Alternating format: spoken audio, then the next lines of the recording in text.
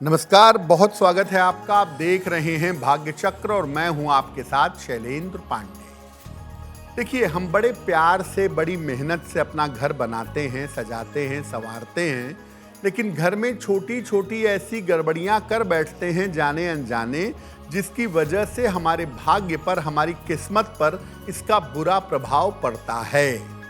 तो आज हम आपको बताएंगे आपके घर की छोटी छोटी गड़बड़ियों के बारे में और उनका प्रभाव जीवन पर कैसा पड़ता है, उसको दूर करने के उपाय क्या हैं। हम आपको बता रहे हैं आपके घर की छोटी छोटी गड़बड़ियों के बारे में और ये बता रहे हैं कि उन छोटी छोटी गड़बड़ियों से कौन कौन सी बड़ी समस्याएं आपकी जिंदगी में आ जाती हैं। पहली गड़बड़ी है जो आप अपने घर के मुख्य द्वार पर करते हैं। घर के मुख्य द्वार को अंधेरा रखना। अगर आप अपने घर के मुख्य द्वार को अंधेरा रखते हैं तो यह अच्छा नहीं है। मुख्य द्वार का कलर सही ना होना, काले रंग का मेन डोर करवा लिया है या उसका पेंट छूट रहा है, ये भी ठीक नहीं है। और मुख्य द्वार आपका अच्छा नहीं बना हुआ है, मुख्य द्वार की स्थिति खराब है।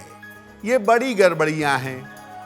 ऐसा करने से घर के लोगों के जीवन में आने वाले सफलता के अवसर कम हो जाते हैं।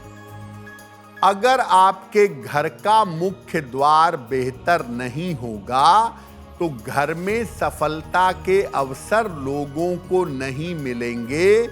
इसलिए अपने घर के मुख्य द्वार को हमेशा बेहतर रखें। दूसरी गड़बड़ी है, हम घर में बहुत सारे चित्र लगाते हैं, लेकिन चित्रों का भी आपके भाग्य पर असर पड़ता है। कैसे? जैसे आपने घर में चित्र लगाए हैं, उनका कलर खराब हो गया, उनका पेंट खराब हो गया, घर में लगे हुए चित्र खराब हो गए, चित्रों पर धूल जमा होने लगी, ये भी अच्छा नहीं है। और एक ही दीवार पर आपने बहुत सारे चित्र लगा रखे हैं, ऐसा भी अच्छा नहीं है। अगर आपके घर में चित्रों का रंग खराब है, चित्रों पर धूल जमी हुई है, चित्र बहुत खराब तरीके से लगे हुए हैं, तो इन गड़बड़ चित्रों की वजह से घर में वाद विवाद ज्यादा होगा, घर में बेवजह के विवाद होंगे, रिश्ते अनावश्यक बिना वजह के खराब होंगे। तो घर में कम चित्र लगाएं। जिन चित्रों का रंग खराब हो गया है उन्हें बदल दें और चित्रों की सफाई करते रहें ताकि चित्रों पर धूल न जमे। तीसरी जो गड़बड़ी है वो ये है कि आपका घर अव्यवस्थित रहता है। आपके घर में चीजें व्यवस्था से नहीं रहती, व्यवस्था से नहीं रखी जाती। क्या होता है? घर में कपड़े और जूते चप्पलों को प्रयोग के बाद इधर उधर फेंक देना, जूतों की और कपड़ों की अलमारी को अव्यवस्थित रखना, उसमें जूते इधर उधर फेंकते हैं, गंदे और साफ कपड़े एक साथ ठूंस करके अलमारी में अव्यवस्था से रखते हैं। अगर आप ऐसा करते हैं तो इससे धन की बर्बादी होती है और जो लोग घर में अव्यवस्था फैलाते हैं उनके करियर में उतार चढ़ाव आता रहता है। तो कृपा करके अपने घर की अलमारियों को, कपड़े, जूते, किताबों को सही तरीके से रखें। घर में व्यवस्था बनाए रखें, करियर की मुश्किलों से बच जाएंगे। चौथी गड़बड़ी जो बहुत सारे घरों में पाई जाती है वो पानी से संबंधित गड़बड़ी है। क्या होती है? घर में पानी की बर्बादी करना। जितनी जरूरत है उतना पानी नहीं, बल्कि उससे ज्यादा पानी खर्च करना। घर में जो पानी की टोटियां हैं वो टपकती रहें, उनसे रिसाव होता रहे, अनावश्यक पानी का बहना। जरूरत से ज्यादा बेवजह पानी का प्रयोग करना और पानी को नष्ट करना। जिन घरों में पानी की बर्बादी होती है उन घरों में स्वास्थ्य की समस्याएं लगी रहती हैं और घर के लोगों में मानसिक रूप से कमजोरी आती है। घर के लोग हमेशा चिंताग्रस्त और तनावग्रस्त रहते हैं। तो अगर आपके घर में पानी की बर्बादी हो रही है तो उसको रोकिए। जिन टोटियों से पानी टपक रहा है उसको ठीक करवाने का प्रयास करिए। पांचवी गड़बड़ी घर की होती है कि घर में अनुपयोगी सामान आप इकट्ठा किए चले जाते हैं। अनुपयोगी सामानों की गड़बड़ी भी होती है। क्या होती है? घर में बेवजह पुराने कपड़े और जूते रखना, जिनको आप कभी प्रयोग नहीं करेंगे, उनको घर में इकट्ठा करके रखना। पुरानी अनुपयोगी चीजें जिनका आप कभी प्रयोग नहीं करते, उनको घर में जमा किए हुए रखना।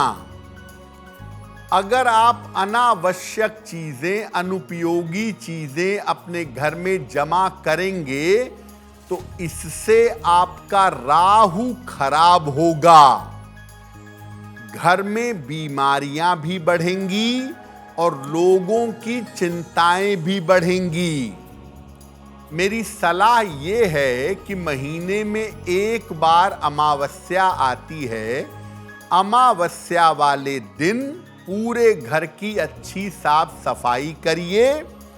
अनुपयोगी चीजें जिनका आप कोई प्रयोग नहीं करते, कपड़े, जूते, खाने पीने की चीजें, बर्तन जिनका कोई इस्तेमाल नहीं है, इनको हटाते जाइए।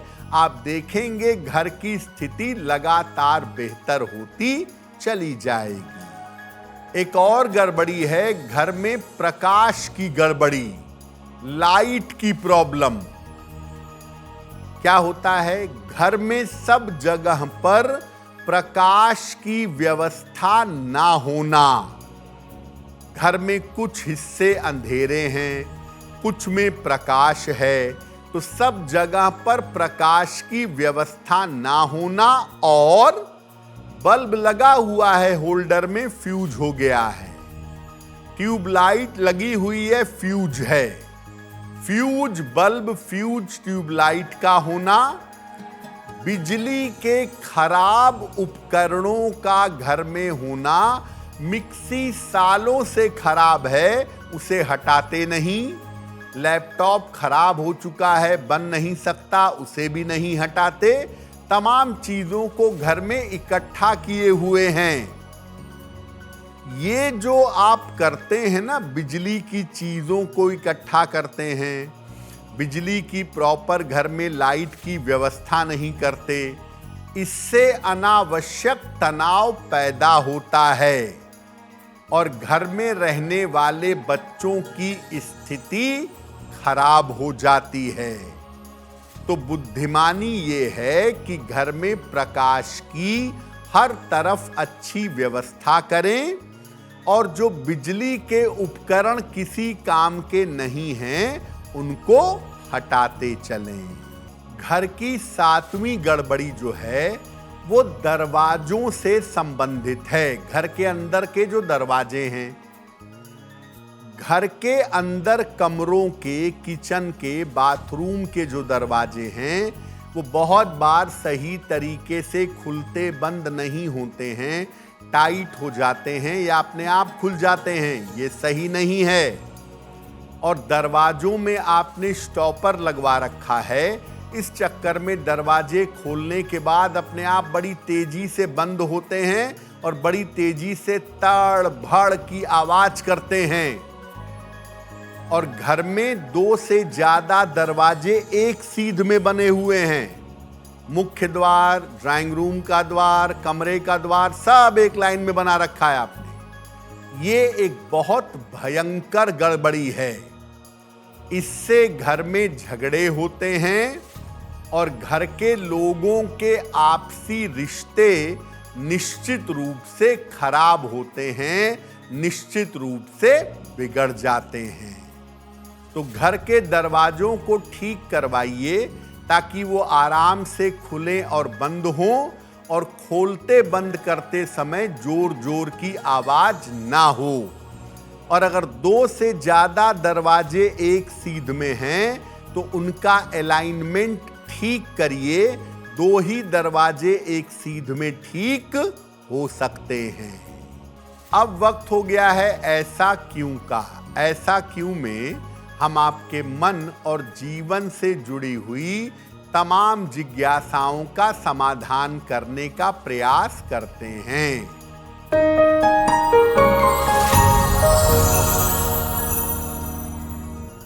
बहुत सारे परिवारों में, घरों में आपने देखा होगा कि महिलाओं को कुम्हड़ा यानी कद्दू काटने की अनुमति नहीं होती। पहले पुरुष उसको तोड़ते हैं या काटते हैं और तब महिलाएं उस कद्दू का प्रयोग करती हैं। ऐसा क्यों?